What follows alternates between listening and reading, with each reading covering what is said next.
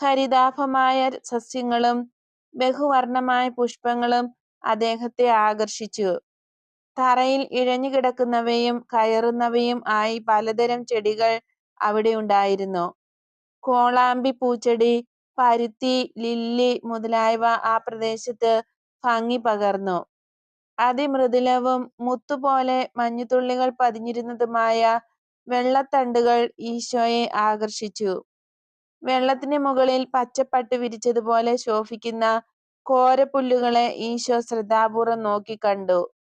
പക്ഷികൾ കൂടുകെട്ടുന്നതും അവ അങ്ങോട്ടും ഇങ്ങോട്ടും പറക്കുന്നതും കച്ചിക്കഷ്ണങ്ങളും ഈറക്കഷ്ണങ്ങളും കൊത്തിയെടുത്തുകൊണ്ടുവരുന്നതും ആടുകളുടെ രോമങ്ങൾ ശേഖരിക്കുന്നതുമൊക്കെ അവിടുന്ന് കണ്ടു.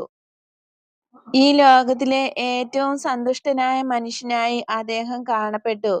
ലൗകികമായ തിന്മകളും തെറ്റുകളും ദുഃഖങ്ങളും വഞ്ചനകളും എവിടെ പോയി?